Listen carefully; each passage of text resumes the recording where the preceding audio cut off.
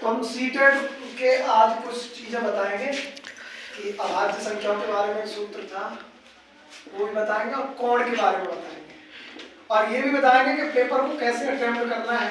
ये हमारा खुद का अनुभव है कि वो उन सभी से जिन्होंने बिल्कुल तैयारी नहीं की, जिनसे सीटेट के बारे में पढ़ नहीं पाए, टाइम नहीं मिल पाया, तो उनसे मेरा केवल एक ही संदेश है कि उनको अगर गणित में कठिनाई है तो वो क्या करें, 15 क्वेश्चन तो आएंगे सॉल्व करने के लिए, 15 आएंगे हमारे मानसिक मनोविज्ञान के पेडागोजी से।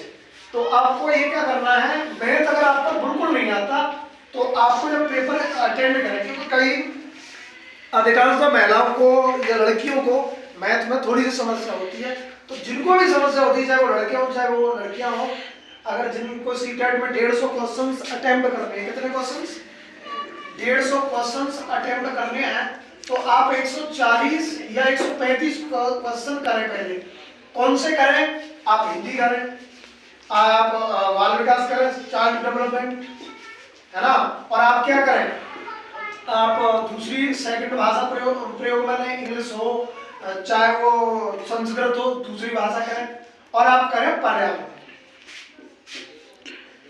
पर्यावरण करें। मैथ में आपको अगर कुछ नहीं आता तो आप गणित की भाषा को पढ़ें, ये कोई नहीं बताएगा।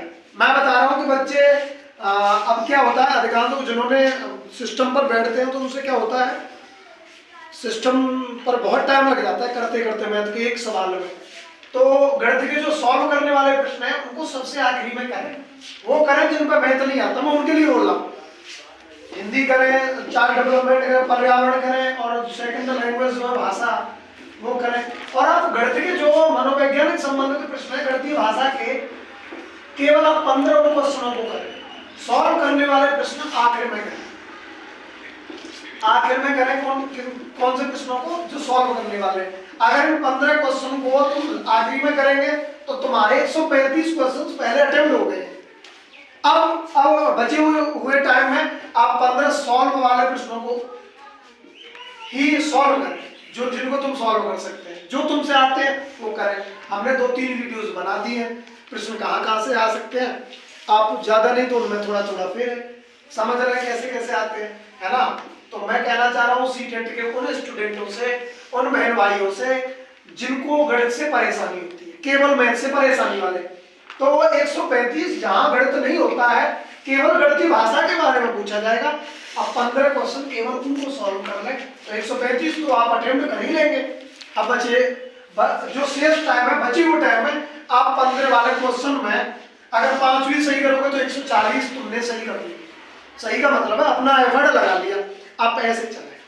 अन्यथा की स्थिति में आप अगर गणित को पहले इन 15 सॉल्व क्वेश्चनों को हल करने लग गए, है ना, और अगर आपसे नहीं आता तो उसमें पूछ रहे, उसमें लिखा रहेगा यहाँ ऐसे लिखा रहेगा, language first, child development, math, environment studies, ऐसे लिखा रहेगा। तो आप जिस पर भी क्लिक करेंगे वो खुलेगा पहले क्वेश्चन।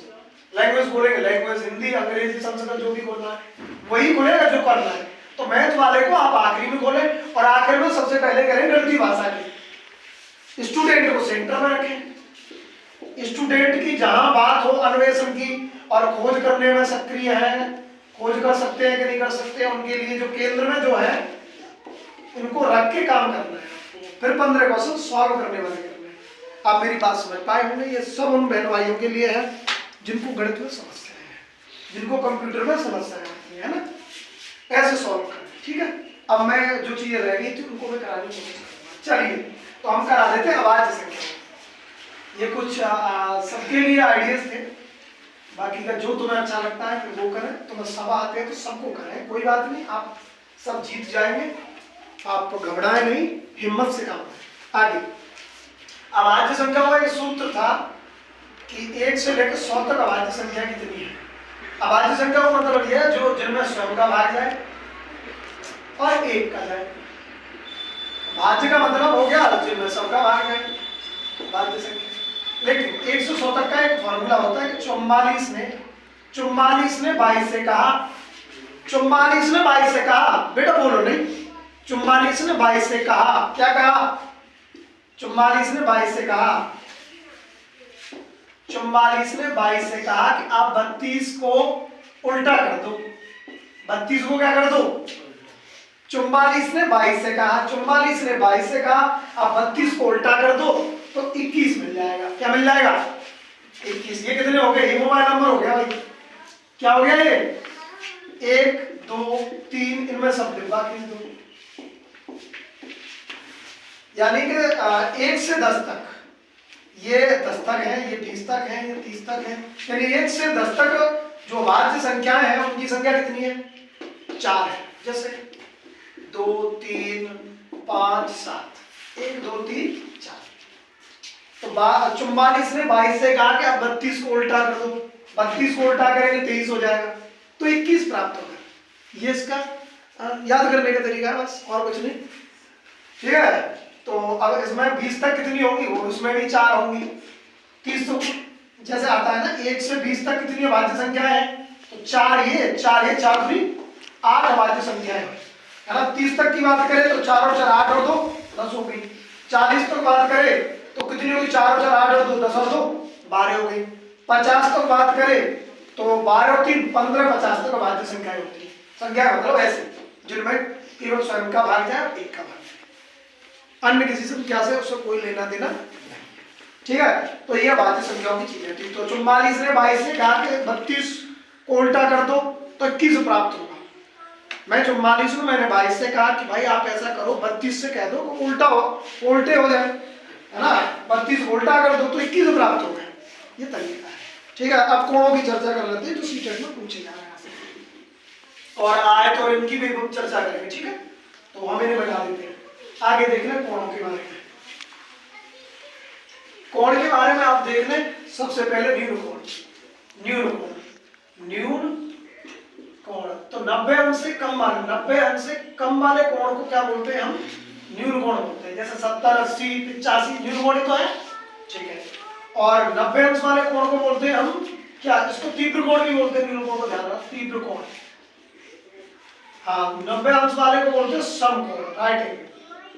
और 90 से अधिक, आप 90 को ऐसे सेंटर में रखो। कल बता रहा था मैं कि मीटर को सेंटर में रखो। सेंटीमीटर इधर तक जाएंगे, मिलीमीटर तक तो उड़ा करते जाएंगे, इधर जाएंगे सेंटर में रखो 90 को। 90 से कम होगा न्यून हो गया, न्यून का मतलब कम से कम। अधिक हो गया तो क्या होगा? अधिक कोण हो गया। कौन सा कोण हो गया?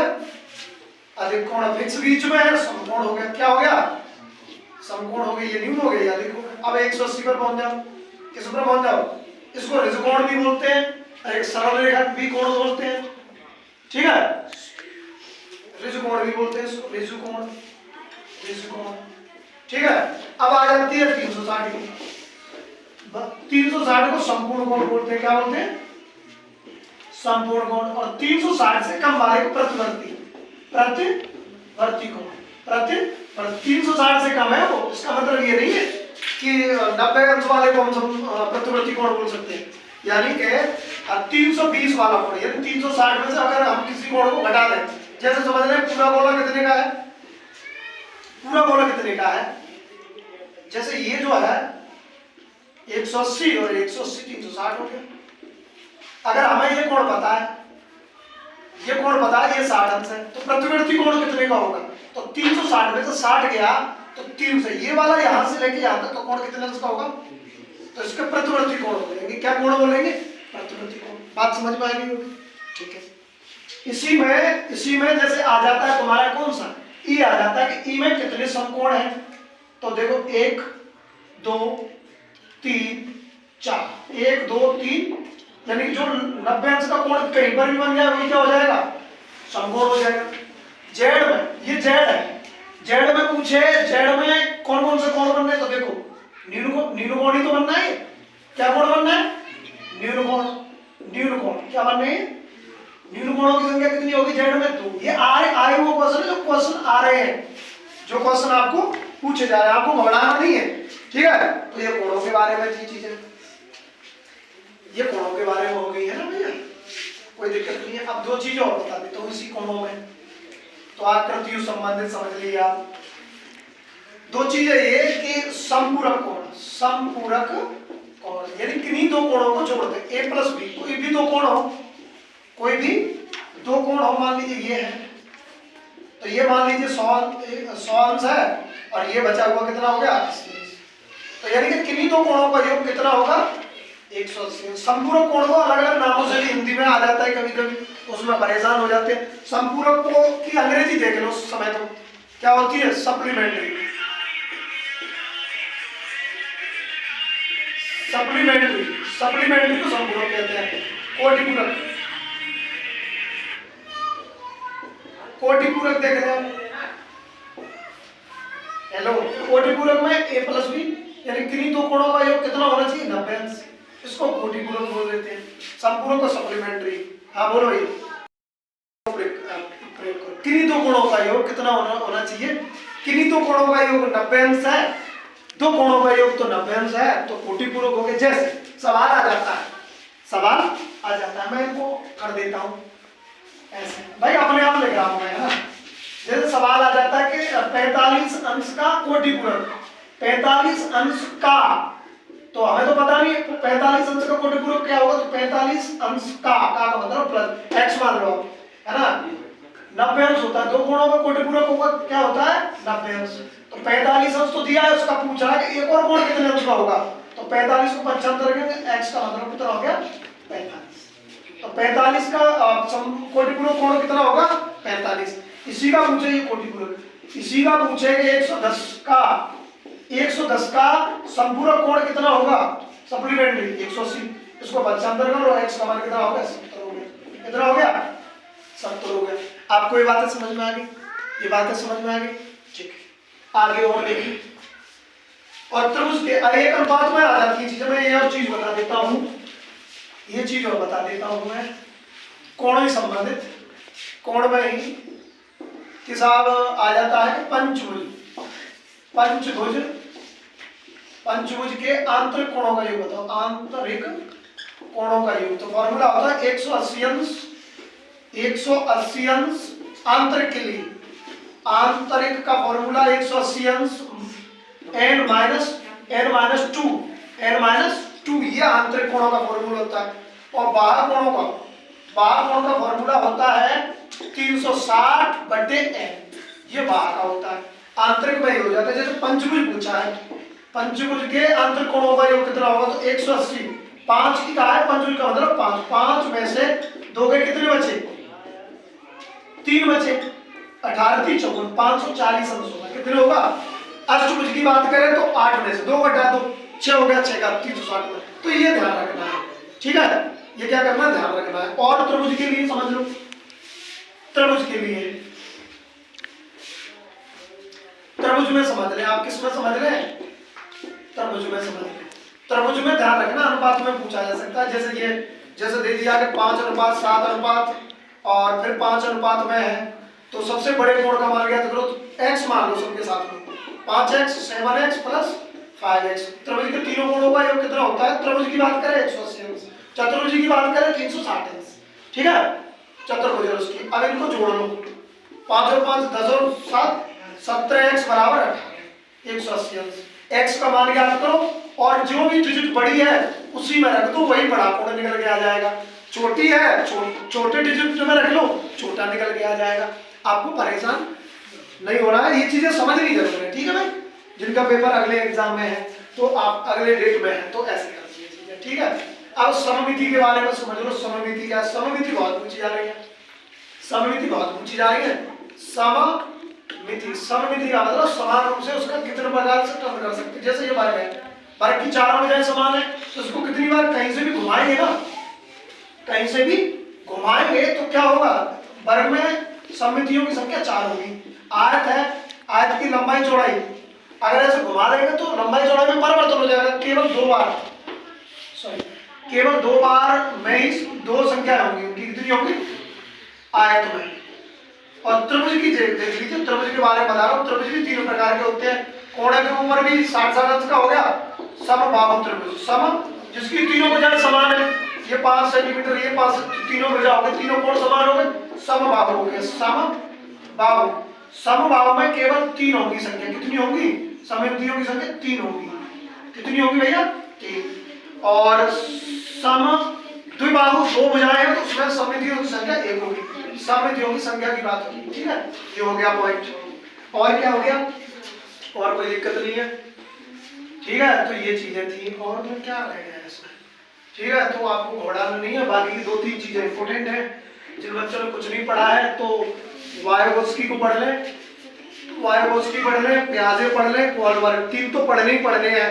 ठीक है, इसके अलावा आप पढ़ लें गार्डनर को पढ़ लें, उनकी बुद्धि के संतान, उसमें देख रहे हैं अंतर की बात हो तो स्वयं की बात हो रही है, ये प्रश्न बहुत बार पूछा गया है। ठीक है, और अंतर की बात हो तो दूसरे की बात हो रही है, किसकी बात हो रही है? दूसरे की। ठीक है, ये ध्यान रखना है एसी गार्डनर का। और क्या चौमासी की भाषा सिद्धांत पूछा है, एनसीएफ, और ये तो सब बता ही रहे होंगे आपको। ठीक है, और मैथमेटिक्स में सिक्कों वाला प्रश्न बहुत पूछा जा रहा है। सिक्कों वाला प्रश्न ध्यान रखना, मैंने वीडियो बना दिया सिक्कों वाला, केवल ऑप्शन में सिक्कों से गुणा कर लेना, एक सिक्के की संख्या होती है, 1 रुपए की संख्या होती है, ऐसी चीजों को छेद कर देगा। अब आ जाता है आयत और बेलन शंकु, बेलन शंकु को तो नहीं पूछा जा रहा है, लेकिन आयत और वर्ग के बारे में, वर्ग का परिमाप। अब ध्यान रखना, आयत और वर्ग बराबर है, मान लीजिए वो कह रहा आयत का परिमाप और वर्ग का बराबर है, तो दोनों को बराबर रखो, किसी एक का मान निकालो, दूसरे का भी ज्ञात हो जाएगा। ठीक है, क्षेत्रफल भी ज्ञात कर सकते हैं। तो इन्हीं चर्चाओं के साथ में हम आज की क्लास ही खत्म करेंगे, क्योंकि ये दूसरे भैया का मोबाइल है और हम उन भैया को मोबाइल देंगे और टाइम हो गया ज़्यादा। आप घबराए नहीं, मैंने फिर कह रहा हूँ, आप उन प्रश्नों को करें जो करने लायक है। ठीक है, तो इसी के साथ प्रणाम करते हैं।